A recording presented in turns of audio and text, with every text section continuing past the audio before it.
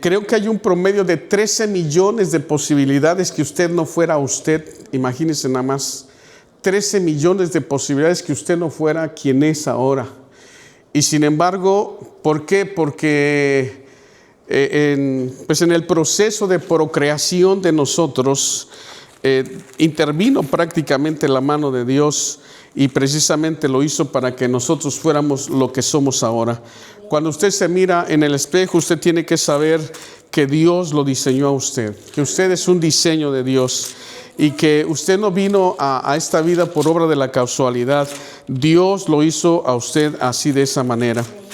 Y al estar en Cristo, caminando juntos, precisamente ese es el mensaje de hoy, caminando juntos, tenemos que saber que en este camino que emprendemos de conocer a Jesús y de caminar con Él, pues hay muchas situaciones que vamos a enfrentar, pero que Dios desea que lo hagamos como un solo cuerpo. Y a eso quiero llevarlos, a que usted reflexione que la vida cristiana no se puede vivir como ermitaño. Usted no puede no venir a la iglesia, no tener comunión con los hermanos y aún así decir que usted es cristiano. De verdad, eso es inconcebible. Si usted piensa de esa manera, con todo respeto, es que a usted nunca le han discipulado. Usted necesita una iglesia. Quiero levantar la mano, pastor. Amén. Dios bendiga a nuestro hermano. Bueno, escuche. Dios nos crió a nosotros como Amén. personas con libre albedrío. Amén. Y cuando uno elige el bien y el mal, Moisés le dijo al pueblo de Israel: escoge esto o escoge esto, aquello. Ahora, yo le digo una cosa, pastor. Te vamos a dar 3 minutitos más. Exprésate. A mí no me va a dar usted 3 minutos. Yo tengo derecho aquí de hablar lo que yo quiera. Lo que pasa es que estamos todos nosotros. No importa, porque yo tengo derecho aquí. Ahora, le voy a decir una cosa, pastor. No engañe a la gente. Wow. Yo creo que lo podemos hablar aparte. No. Simple y sencillamente, la palabra es verdad y vida. Voy a respetar la iglesia, por favor. No, yo lo sé, pero a mí me molesta que engañen a la gente. Un poco más de respeto, estamos escuchando la palabra del Señor. No, es palabra, pero corrompida también. Yo creo que debes de respetarnos, Emilio. No le gusta porque no abandona la iglesia. No, yo no. Bueno, vamos a continuar, hermanos. Vamos a continuar. Siéntate, por favor, luego platicamos. Entonces, imagínese usted cómo es que al caminar juntos, nosotros necesitamos una iglesia. No podemos vivir la vida pensando que somos cristianos si no tenemos una iglesia. ¿Cómo podría vivir, por ejemplo, un hijo de una familia, si, por ejemplo, no tiene familia? Inclusive los niños que llegan a perder a sus familias, la sociedad misma les busca una familia y son reubicados en una familia, porque es la forma correcta en que un niño se va a desarrollar, teniendo a su madre, teniendo a su padre y teniendo un vínculo emocional con las demás personas. Bueno, pues la iglesia es precisamente eso. Es un lugar que el Señor fundó. La Biblia dice que Jesús, cuando iba a fundar la iglesia, Él preguntó y dijo: ¿quién dice la gente que soy yo? Y entonces ellos dijeron, unos dicen que tú eres Juan el Bautista, otros dicen que tú eres Elías, otros que eres Jeremías, otros dicen que eres un profeta. Y sin embargo, después Jesús de esto dijo: ¿y ustedes quién dicen que soy yo? Y ellos dijeron, pues sobre todo Pedro, tú eres el Cristo, el Hijo del Dios viviente. Y bajo esa norma, bajo ese establecimiento es que Jesús dijo: bueno, yo también te digo que tú eres Pedro, y sobre esta roca edificaré mi iglesia.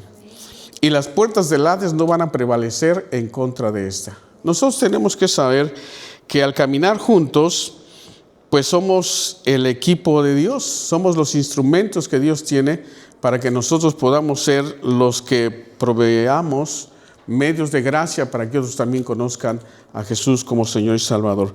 Vamos a leer esta parte de la Escritura, Génesis capítulo 37. versículos 13 y 14.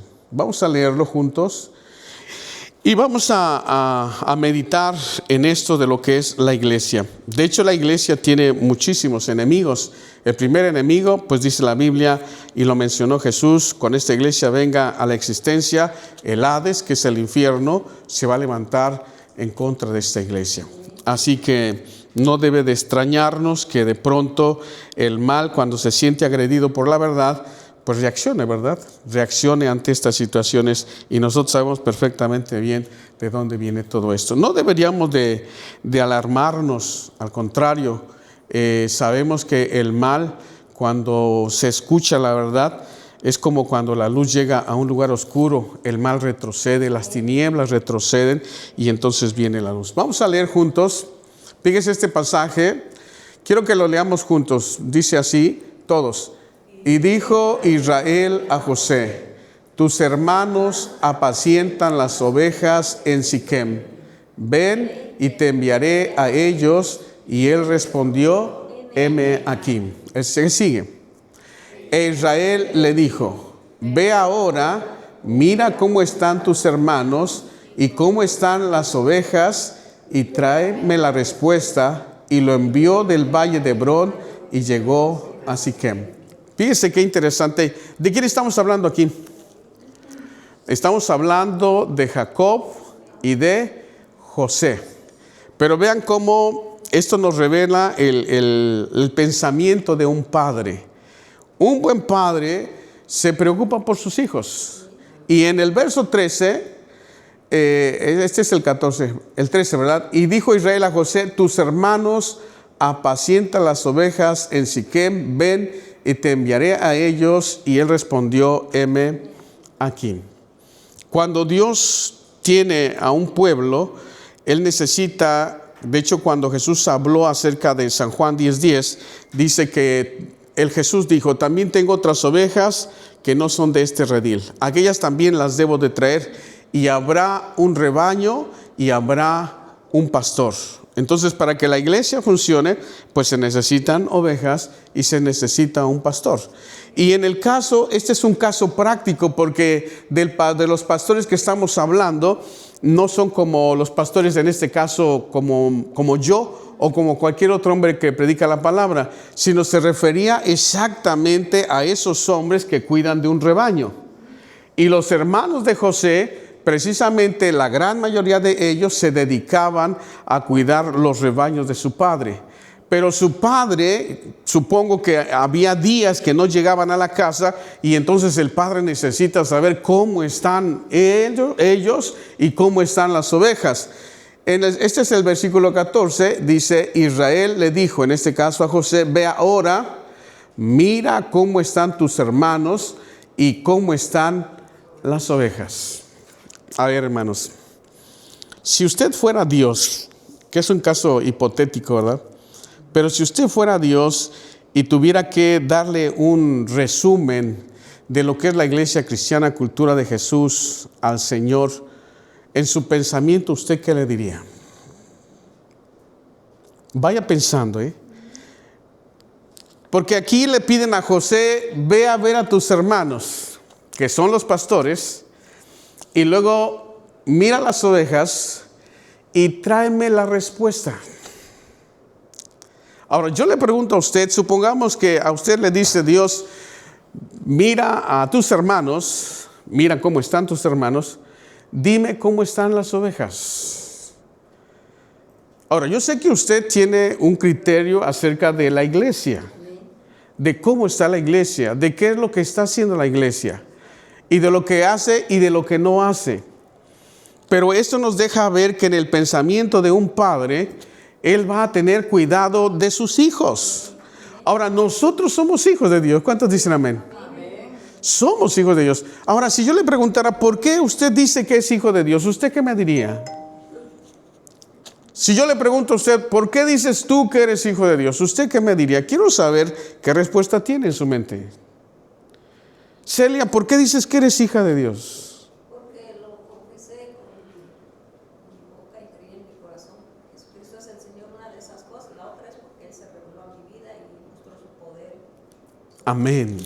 Mire lo interesante. Vamos a Romanos capítulo 10, versículos 9 y 10.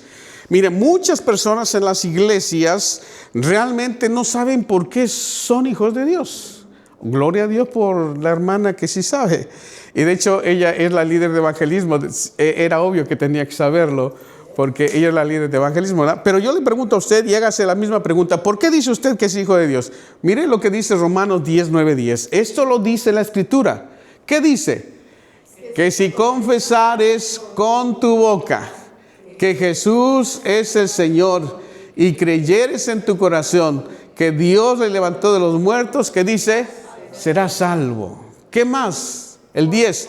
Porque con el corazón se cree para justicia, pero con la boca se confiesa para salvación. Ahora, quizás usted diga, y eso es lo que muchas personas no entienden: ¿por qué ustedes dicen que son hijos de Dios? ¿Cómo saben que realmente son hijos de Dios? Y la respuesta, parte de la respuesta la dijo Celia: porque yo confesé a Jesús como mi Señor y Salvador. Le voy a hacer una pregunta que es similar. Cuando un hombre le dice a una mujer en este caso: ¿te quieres casar conmigo? ¿En qué momento ese hombre sabe que esa mujer ya tiene un compromiso con él? Cuando le dice que sí. Ahora, ¿cómo es lo más común que una persona diga sí? ¿Que se lo escriba o que lo diga? Que lo diga. Ahora, ¿sí se dan cuenta entonces cómo nuestra boca nos confiere compromisos? Cuando una persona dice: ¿te quieres casar conmigo? Esa persona puede decir sí. O puede decir: no, ¿cómo crees? Te quiero, pero al grado de casarme contigo, no. Entonces en ese momento el que le propuso el matrimonio quizás se sienta triste. Sin embargo, esa mujer no tiene todavía compromiso de ser mujer de él. ¿Por qué? Porque no lo ha confesado. Bueno, es muy similar. Cuando tú crees en Jesús, pero no lo has confesado como Señor y Salvador, no hay compromiso. Pero cuando tú le dices: Jesús, yo te acepto en mi corazón como mi único y suficiente Salvador, reconozco que moriste por mí en la cruz del Calvario, en ese momento hay un compromiso porque lo estás diciendo con tu boca.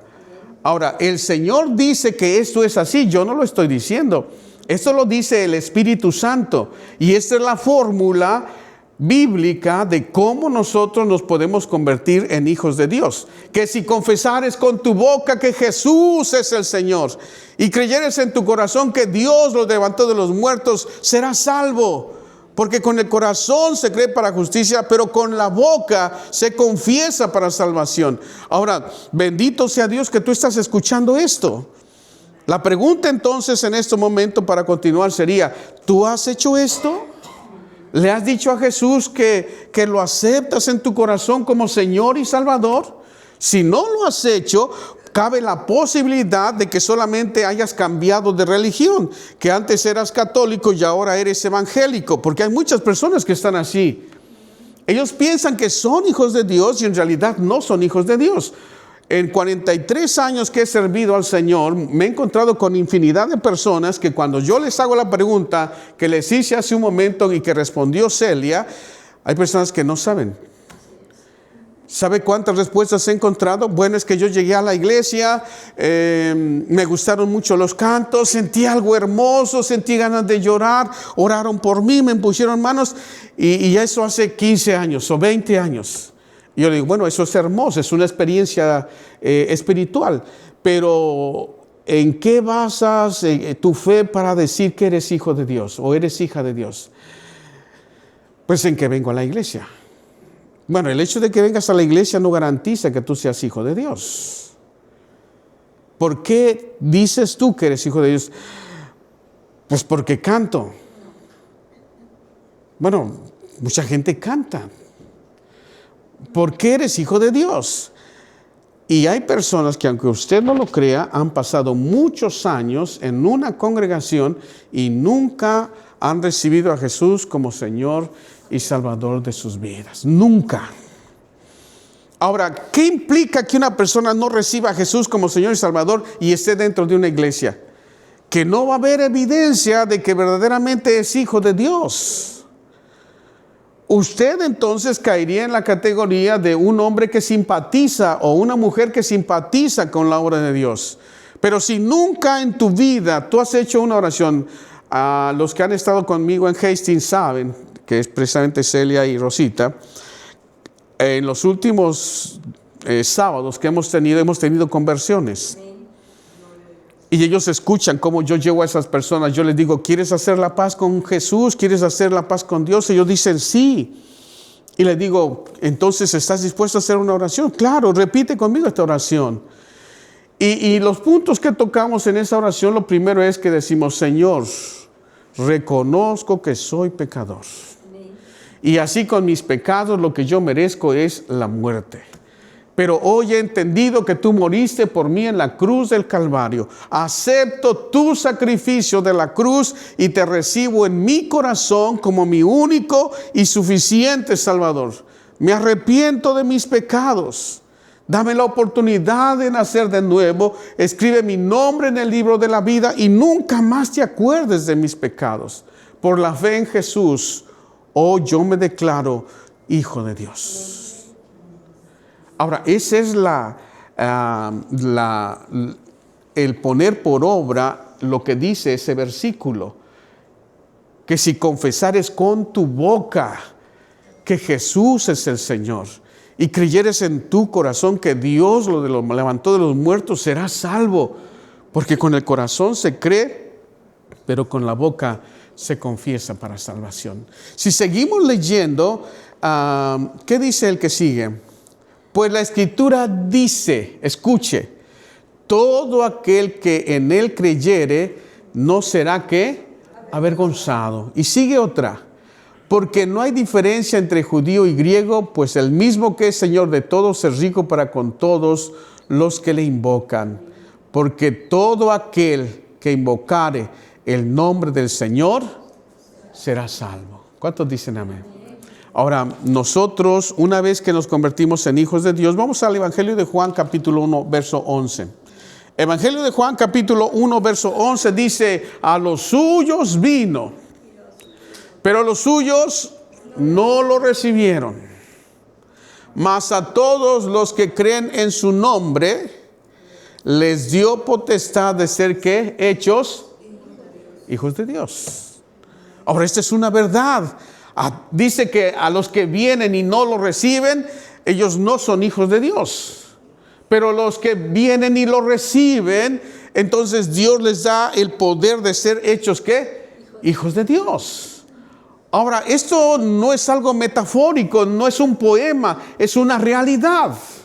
Jesús murió en la cruz del Calvario. Él pagó por todos nuestros pecados, todos esos hechos vergonzosos que nosotros hicimos en nuestra vida. Jesús los pagó en la cruz del Calvario. Él murió por nuestros pecados. Él se llevó sobre su cuerpo nuestros pecados.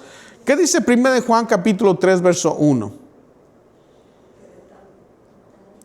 1 Juan 3:1, que dice, mirad cuál amor nos ha dado el Padre, ¿para qué? Para que seamos llamados hijos de Dios. Ahora, como consecuencia de que somos hijos de Dios, el mundo va a tener una reacción con nosotros. ¿Cuál es esa reacción? Por esto, el mundo no nos conoce, porque no le conoció a Él. Esa es la prueba más evidente de que nosotros somos hijos de Dios, es de que el mundo no nos tolera. Ahora, ¿por qué no nos tolera el mundo? Porque nuestro patrón de vida y de conducta es diferente a lo del mundo. Un cristiano difícilmente va a encajar en un modelo de vida disipado. Imagínate, por ejemplo, que tú eres un hijo de Dios y eres un obrero en una empresa. Y de pronto todos tus amigos están pues en un espacio donde no hay mucho trabajo y comienzan a platicar. Y comienzan a decir chistes obscenos. ¿Cuál sería la actitud de un cristiano si estás en un vínculo de trabajo y tus compañeros comienzan a decir chistes obscenos? ¿Qué harías tú? ¿Te reirías con ellos? Están hablando de cosas inmundas, de torpezas que salen de la boca. Y la pregunta es, ¿tú qué haces? Pues lo más correcto es, bueno, a mí esto me conviene. Son conversaciones necias. Pues yo me aparto por allá. Y luego te dice, ¿qué onda? Ven. Está re bueno el chisme, ven. Y te dice, oh no, muchas gracias. No salgas con que eres hermano. Pues, ¿qué crees que sí soy cristiano? Y la verdad me incomoda lo que ustedes están diciendo. Eso no te va a traer buenos amigos. Inmediatamente va a haber una reacción. Eres un santurrón, eres un hipócrita, eres esto, eres aquello. Y ahí se cumple la palabra. Miren cuál amor nos ha dado el Padre para que seamos llamados hijos de Dios. Pero la consecuencia es, por esto el mundo ya no nos conoce a nosotros, porque tampoco le conoció a Él. Ahora, ¿cuál es la forma entonces de nosotros encontrar vigor y fuerza para seguir adelante hacia el reino de los cielos? La iglesia. Es la iglesia la que nos permite el compañerismo, la que nos permite tener amistades que piensan igual que nosotros, que están sufriendo los embates del diablo igual que cada uno de nosotros.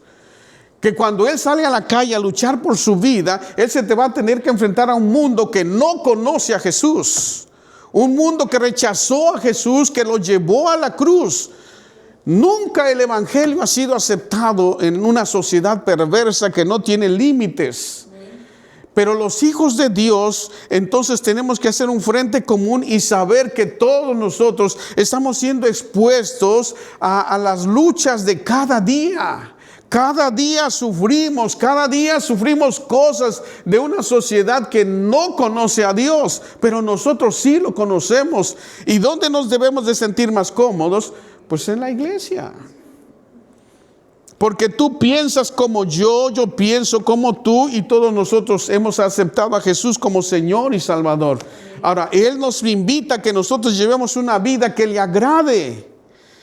Vamos a ir a Romanos. ¿Qué vida le agrada a Dios? Romanos capítulo 12. El Señor nos da ciertas recomendaciones aquí en la carta a los Romanos. Y mire, lo primero que dice en Romanos capítulo 12, versículo 1-2. Así que, hermanos, os ruego por las misericordias de Dios que presentéis vuestros cuerpos en un sacrificio vivo, santo, agradable a Dios, que es vuestro culto racional. Y no os conforméis a este siglo, sino transformaos mediante la renovación de vuestro entendimiento, para que comprobéis cuál sea la buena voluntad de Dios, agradable y perfecta. Todos nosotros éramos lo mismo que ellos. Algunos éramos borrachos, otros adúlteros, otros mentirosos. Éramos toda clase de personas, pero venimos a Cristo. Y en Cristo Jesús Dios nos pide que nosotros vivamos santa y piadosamente en una generación que no lo conoce. Y cada uno de nosotros se enfrenta a los retos diarios de la vida. Y Dios a través de su palabra dice, no se conformen a este siglo, transfórmense. ¿Cómo puedo yo transformarme? Porque son las cosas a las que tú y yo nos enfrentamos. Dios me pide que yo sea santo. Porque Él me dice, tú tienes que ser santo porque yo soy santo. En 1 Pedro capítulo 1, verso 15, escuche lo que la Escritura dice allí. Sino como aquel que os llamó es santo, sed también vosotros santos en toda vuestra manera de vivir, porque escrito está, ¿qué dice? Sed santos, porque yo soy santo. O sea, Dios no nos pide, salgan del planeta. Todos ustedes que son mis hijos, salgan del planeta porque están en un mundo que no me conoce y se pueden contaminar. No nos dice eso. No nos pide, dejen de hablarles a las personas. Hay personas que son radicales y que son muy legalistas y dicen, bueno, yo para no contaminarme, mejor ni les hablo. Pero entonces, ¿cómo nos los ganaríamos para Cristo? ¿Cómo avanzaría el evangelio si rompemos relaciones con todo el mundo?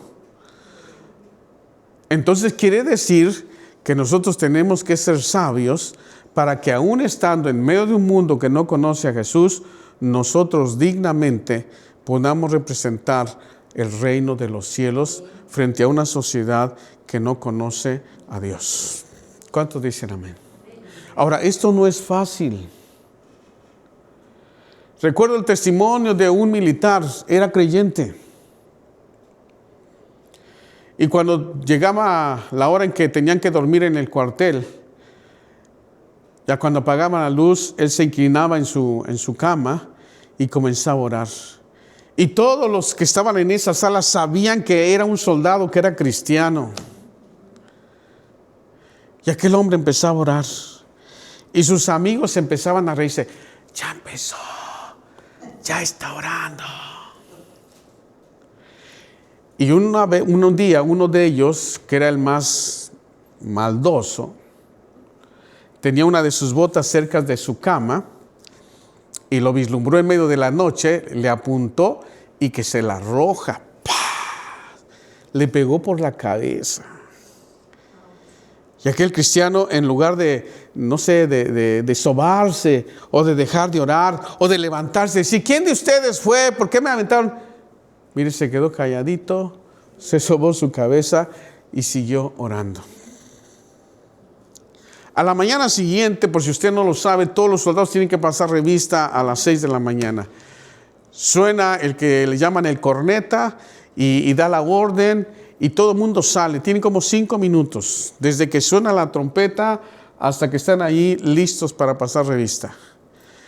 Entonces este tipo que le había aventado la bota, pues va y busca su bota ahí donde él piensa que rebotó en la cabeza de aquel cristiano y la busca por todos lados y dice, seguramente se desquitó escondiéndomela.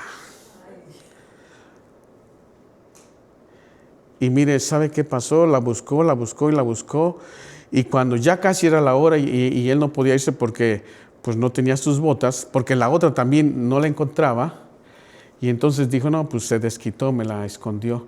Y regresó a su cama y la sorpresa que se llevó fue que sus botas estaban bien boleadas en su cabecera.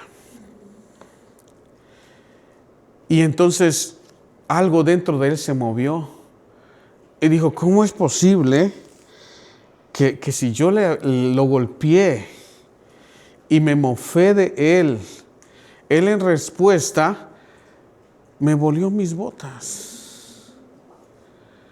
Ahora, si usted se da cuenta, eso no es una actitud cualquiera. Se necesita tener una convicción profunda para entender que el mundo no nos va a amar. Que el mundo no nos va a aplaudir cuando tú le digas, ya no soy borracho, ahora soy cristiano. No te va a abrazar. No te va a felicitar, te va a decir, oh, qué bueno, dejaste de ser borracho, qué bueno. No. Ellos lo primero que van a decir, eres un hipócrita. Si hasta hace días te quedabas tirado allí en la banqueta, ahora dices que eres cristiano. En la ley, cuando Jesús vivió en la tierra, un ciudadano romano, podía tomar a cualquier otro ciudadano de cualquier nacionalidad y pedirle, porque era un derecho de los romanos, a cualquier otro ciudadano, si él llevaba cargando algo, vamos a suponer que fuera Celia, otra vez ella, perdón, porque estás en la orilla, hermano, y le dijera, si yo fuera romano, carga mi maleta.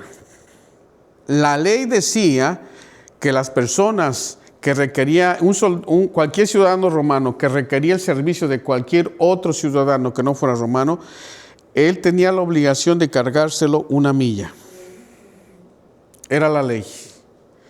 Y sin embargo, cuando Jesús dice, y a cualquiera que te pida llevar 1 milla, llévasela 2. La primera porque es la ley. Y la segunda, para darle testimonio de que eres cristiano. Fíjese. Así que nosotros nos enfrentamos a algo violento. El mundo no reconoce a Jesús. Nosotros lo hemos reconocido como Señor y Salvador. Y la pregunta es, ¿qué vamos a hacer? ¿Se acuerdan ustedes que la semana pasada o antepasada, no recuerdo, que les dije que había tenido un conflicto fuerte? Bueno, fíjense, la persona con la que tuve ese conflicto me fue a ver. Y yo le he apoyado, y Dios sabe que le he apoyado en muchas cosas. Él pensaría que porque fue grosero conmigo, porque tengo muchas cosas que son de él y que están en mi casa. A lo mejor él pensaría que yo se las iba a botar y que iba a hacer cosas en contra de él. Y tuvo que, como dicen en México, bajarle 3 rayitas y me habló, me dijo, oye, ¿cómo estás? Le dije, bien. Oye, ¿y mis cosas? Ahí están. ¿No las vas a botar? No, le dije, no. Y se compungió en su corazón. Y sabes que me dijo, él no es muy expresivo, pero me dijo, de lo que pasó, por favor, olvídalo. Hermanos, nosotros somos hijos de Dios y caminamos juntos hacia el reino de los cielos. ¿Sabes que no me daría más tristeza que si Cristo viniera, yo no te viera que fueras protagonista del rapto de la iglesia? En ese momento quizás yo no sé qué reacción vayamos a tener, nunca ha sucedido, pero imagínate, dice la Biblia que los cristianos escucharemos el sonido de una trompeta. Y no importa dónde estés, si estás en el trabajo, si estás durmiendo, si estás en la escuela, si estás en la oficina o en cualquier lugar que estés, la Biblia dice que los verdaderos hijos de Dios, ellos escucharán una trompeta. Y cuando esa trompeta se escuche, tu espíritu sabrá que llegó el momento de volar. Yo no sé qué se va a sentir que nuestros cuerpos salir subiendo, comiencen a ser transformados, porque el apóstol Pablo dice, y les declaro un misterio, no todos dormiremos, pero todos seremos transformados en un momento, en un abrir y cerrar de ojos, a la final trompeta, porque se tocará la trompeta. Y los muertos en Cristo resucitarán primero y luego nosotros seremos arrebatados en las nubes para recibir al Señor en el aire. Y así estaremos siempre con el Señor. Esa es la esperanza, ese es el desafío, que nosotros estemos preparados de manera real, auténtica, genuina. Que no solamente ocupemos un espacio en una iglesia, sino que tengamos la responsabilidad de expandir este reino de los cielos para que otros, yo conozco la verdad, sé que esta vida solamente es como un filtro para saber quién puede estar en la presencia del Rey. ¿Y cuál es ese filtro? Evangelio de Juan capítulo 3 verso 36, escucha lo que dice San Juan 3:36, el que cree en el Hijo tiene vida eterna, pero el que rehúsa creer en el Hijo no verá la vida, la ira de Dios estará sobre él. Ahora piensa en ese versículo y piensa en las personas que tú amas. Piensa en tu padre si es que lo tienes. Piensa en tu madre si es que la tienes. Piensa en tu cónyuge si es que tienes un cónyuge. Piensa en tus hijos si es que tienes hijos. Piensa en tus nietos si los tienes. Si ellos no llegan a conocer a Jesús, ese versículo caerá como algo pesado sobre ellos. El que cree en el Hijo tiene vida eterna. Pero el que rehúsa creer en el Hijo no verá la vida. La ira de Dios caerá sobre él. Eso nos debe de mover a nosotros.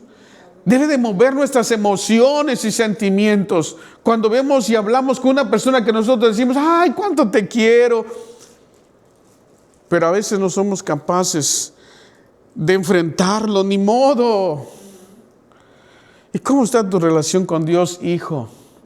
Hijo, ¿cómo está tu relación con Dios? Ay, no me hables de eso, mamá. Tú porque estás viejita ya, pero no, yo quiero vivir la vida. Aún a pesar de eso tienes que enfrentarlo, porque lo amas. ¿Cómo está tu vida, hijo, delante de Dios? Mamá, no me hables de eso. Papá, no me hables de eso. Te tengo que hablar. ¿Y sabes por qué te tengo que hablar? Porque te amo, hijo. porque te amo y porque yo sé que si tú no haces la paz con Dios, la Biblia marca una sentencia para aquellos que no lo conozcan.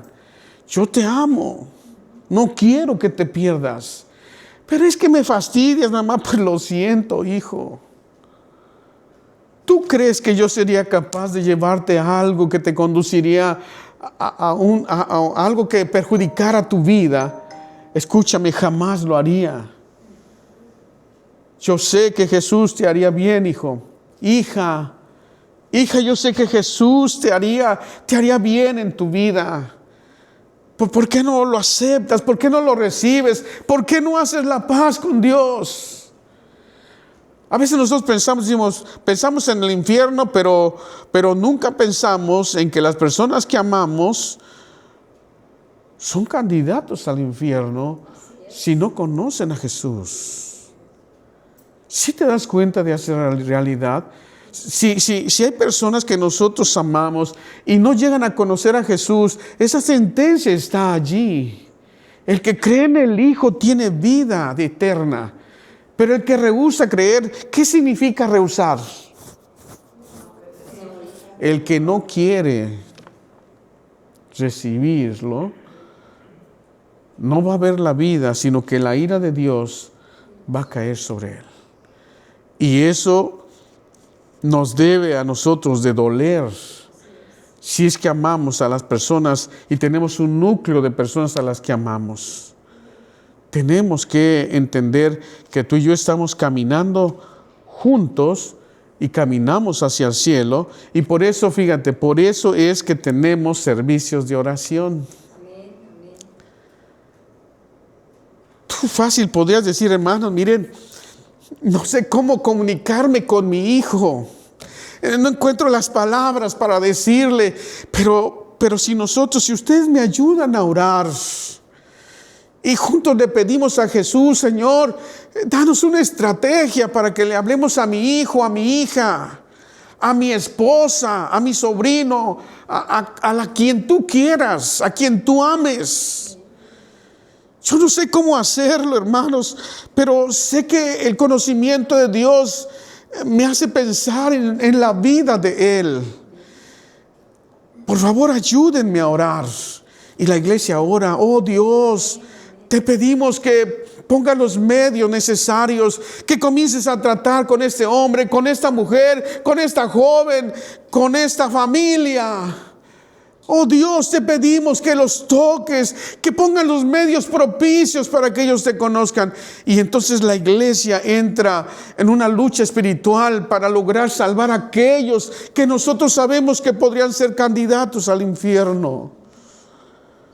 Nuestro corazón debería de ser levantado fuertemente y pensar con realidad, porque la vida no la tenemos comprada. Esposos que sus esposas no son cristianas, pedir por ellas.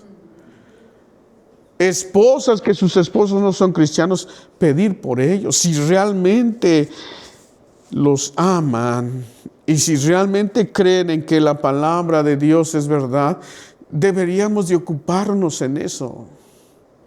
Nuestros hijos, ¿cómo están nuestros hijos?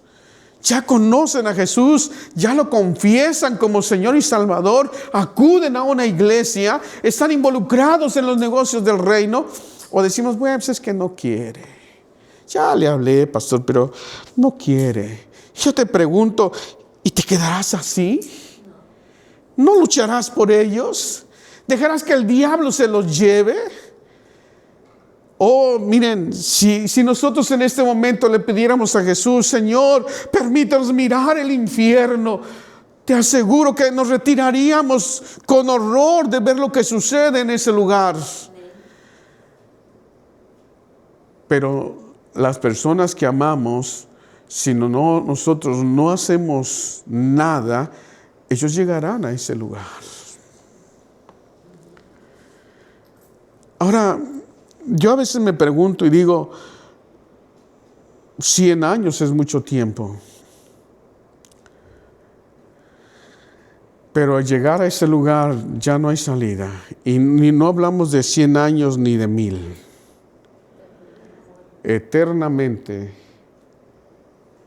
y para siempre. Estamos viviendo la vida juntos. Somos una iglesia. ¿Qué dice la palabra de Dios con respecto a la iglesia? Vamos a ir a 1 Corintios. Y quiero que lean en el capítulo 12.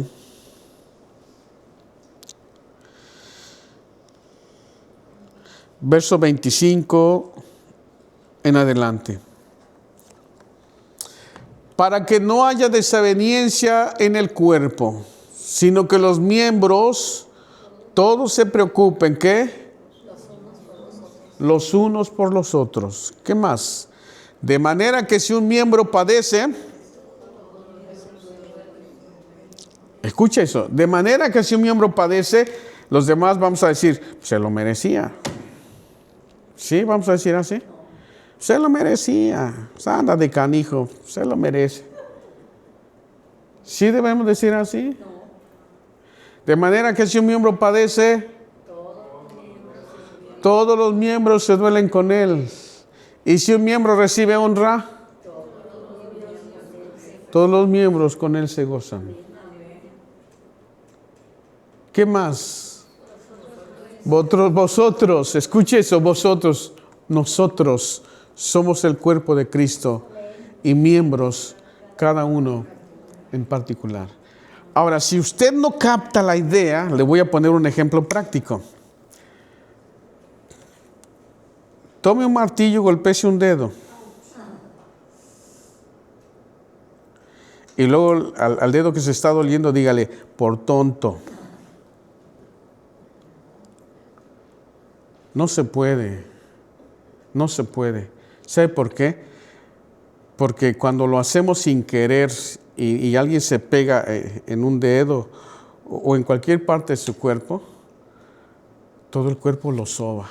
Imagínense, yo a veces paso por aquí y me he pegado aquí, en una parte. ¿Y sabe qué hago? Con mis dos manos le hago así. Oh. ¿Por qué? Porque duele. Porque duele. Entonces, usted no me diga que si algo le pasa a fulano, a sutano, a perengano, usted no va a sentir nada. Si usted dice eso, entonces quizás querrá decir que no pertenece a este cuerpo. Porque cada situación que le pase a alguno de nosotros, aunque usted sea un solo miembro, nos afecta a todos. Así que si yo lo veo a usted que sonríe y que está agradecido, yo me voy a sentir también agradecido con Dios. Y si usted de pronto pasa aquí y llora y dicen, hermanos, tengo esta gran necesidad, yo también lo voy a sentir. Porque nosotros somos el cuerpo de Cristo. Y porque estamos caminando juntos hacia el reino de los cielos. Y lo que más deseo con todo mi corazón es que usted llegue a la presencia del Rey y sea aprobado. Que usted pueda escuchar de parte de ese Dios, bien buen siervo fiel, en lo poco fuiste fiel, en lo mucho te pondré. Entra en el gozo de tu Señor. Ahora, si nosotros como iglesia planeamos cosas, todos estamos obligados a apoyar esos eventos. Todos, si pertenecemos a este cuerpo, todos estamos obligados. No podemos, imagínese un cuerpo que se queda a la mitad en la casa y la otra mitad sale, o sea, es incorrecto, no se puede. Usted no puede decir, y de aquí para abajo se van al culto, de aquí para acá se quedan a ver la tele. Eso es una locura, no se puede. Porque somos un cuerpo en Cristo. Yo espero que usted vaya comprendiendo el mensaje. Entonces, cuando la iglesia tiene actividades, usted no puede restar. Usted tiene que sumar. ¿Cuántos dicen amén? Ahora, quizá usted diga, pues es que yo de lejitos, pastor, yo mejor no quiero tanto compromiso. ¿Cómo crees tú que te dirá Dios si en esas condiciones llegas a su presencia? Pues lo más cercano que te puedo tener es el infierno. ¿Sí se da cuenta? No, nosotros no somos esa clase de personas. Nosotros somos de las que entendemos y los de los que procuramos ser fieles, agradables a este Dios. Mire, vamos a ir a Hebreos capítulo 10, verso 35 en adelante. Mire lo que dice este versículo y yo espero que le sirva a usted. ¿Qué dice? Hebreos 10:35. 10:35. Léanlo, uno de ustedes léalo fuerte y claro. No perdáis pues vuestra confianza, que tiene grande galardón, porque os es necesaria la paciencia para que, habiendo hecho la voluntad de Dios, obtengáis la promesa. Porque aún un poquito, y el que ha de venir vendrá y no tardará. Mas el justo vivirá por fe, y si retrocediere, no agradará a mi alma. Pero nosotros no somos de los que retroceden para perdición, sino de los que tienen fe para preservación del alma. Amén. Es el último versículo, ¿verdad? Pero nosotros, y yo espero que ese también sea su pensamiento, nosotros no somos de los que retroceden para perdición, sino de los que tienen fe para preservación del alma. O sea, nuestra alma se va a preservar a pesar de la muerte. Tenemos una esperanza en Cristo Jesús. Jesús dijo, y el que en mí cree nunca verá muerte. ¿Cuántos dicen amén? Entonces, mientras caminamos en este peregrinar hacia el cielo, tenemos un compromiso de unos para con otros. Y todos con Dios, con Jesús, el que dio su vida por cada uno de nosotros. Dios les bendiga, hermanos. Amémonos, cuidémonos, protejámonos, oremos unos por otros y permitamos que Dios use esta iglesia como un solo cuerpo para la gloria de su santo nombre. Amén. Amén. Dios les bendiga. Si me permiten, además, les quiero compartir, los hermanos, para el próximo sábado tenemos otra salida para la Izar, para que se preparen los que gusten. Tienen una semana. Amén. Nos va a acompañar nuestra hermana María. Amén. Anabel, ayer lo hizo nuestra hermana Maritza, gracias que Dios la bendiga. Pero para el próximo sábado ella está dispuesta. Y miren, hermanos, llegó un momento, los que estuvimos ahí, yo no sé si usted lo sintió, pero llegó un momento mientras predicábamos ahí, yo sentí la presencia de Dios, hermano. Yo sentí la presencia de Dios. ¿No se dio cuenta que inclusive algunas personas empezaron como a sentarse por ahí y a escuchar? De verdad, hermano.